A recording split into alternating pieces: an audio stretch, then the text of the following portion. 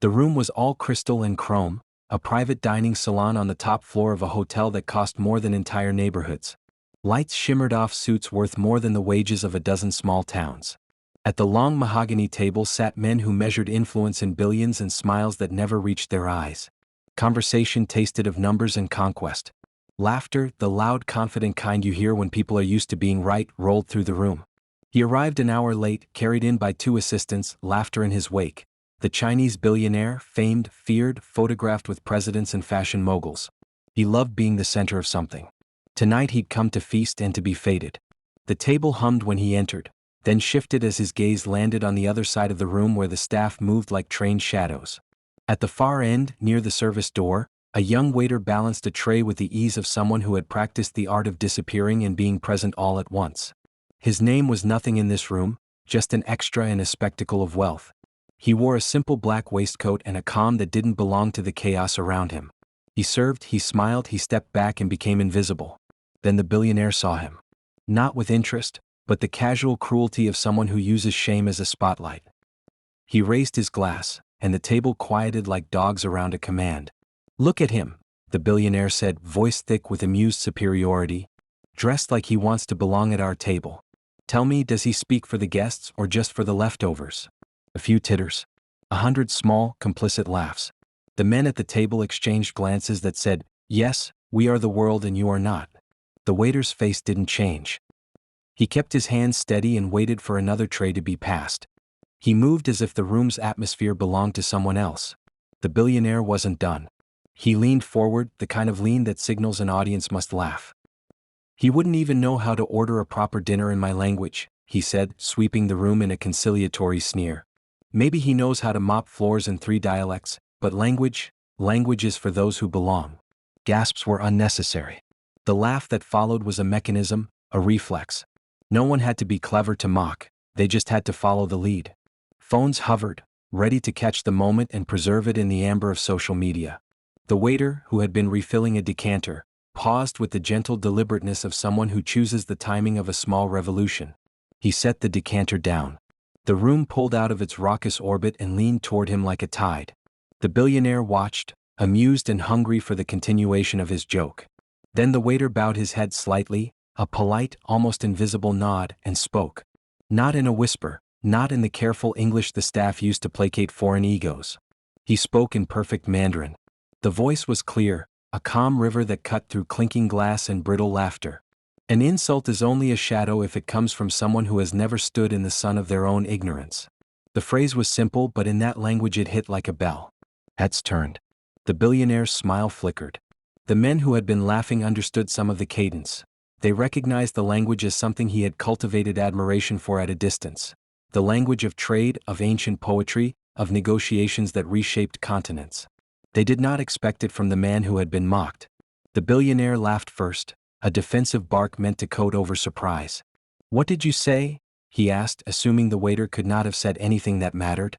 He attempted to switch to English with the casual assumption that English was the language of power here. The waiter met his eyes steady and answered in Mandarin again, slower this time, each word measured like a coin placed deliberately on a table. "I said that shame belongs to the one who throws it. Wisdom is held by the one who listens." Silence. Not the brief, polite silence of a staged moment, but a heavy, genuine pause where the room realized it had been watching a different play than the one it thought it had paid for. Eyes that had been ready to mock were now trying to find an exit. A younger man at the table, a minor investor with a habit of echoing louder people, decided to salvage the laugh. "He's clever," he said and laughed because that was easier than answering the question that the waiter's words had posed. But the waiter did something the cameras hadn't expected. He continued. He set his hands on the back of a chair as if steadying himself, and he told a story. Not a long one, not one that demanded sympathy, but a precise, small account that unfolded in Mandarin with a cadence that put the room under a spell. He spoke of a city across the sea, of a market where his mother sold fruit and cars roared by like waves. He described learning to speak the language of the new place to find work that paid enough for bread. He described long nights cleaning classrooms where the children's books were stamped with the same logo that now smiled from the Billionaire's magazine covers. He said, matter-of-factly, that he had once taught Mandarin to a boy who carried a scrapped watch in his pocket because it reminded him of time that hadn't been wasted. The boy grew up and went to a school that smelled of dust and the optimism of parents. Years later, that boy worked in accounts at a small trading firm and then, with luck and stubbornness, rose to sit at tables where names were written in gold. On the billionaire's face, something flushed. Not shame. The billionaire's armor was too thick for immediate shame, but the slight recognition that power sometimes comes from patterns he did not make himself. The waiter's story was not a plea. Was a mirror. When the waiter finished, he bowed again, this time not as a servant before masters, but as a man who had spoken and expected to be heard. He smiled, small and unassuming. Then he turned and returned to his duties. The room exhaled as if it had been holding its breath. That should have been the end. An elegant moment, a lesson learned, applause, life moves on. But the billionaire wasn't satisfied with small humiliations. He wanted spectacle. He raised his glass once more and, in the clipped English of someone who assumed ownership, said, "Very poetic. Tell me, waiter, do you understand business in Mandarin? Or only platitudes?" It was a low blow intended to push the waiter back into the role assigned to him. The waiter paused, and then, without bitterness, he answered differently, not with a story but with a simple, precise demonstration of competence. He asked permission to present the wine list. The maitre d' looked at him, puzzled, but the waiter's expression suggested he'd been waiting for the right moment to show what he knew. He held the wine book like a scholar with a thesis and pronounced the names of vintages in flawless Mandarin and then in impeccable English, detailing the grapes, the regions, the pairings, the year the grapes had felt frost and the season they had basked in sun.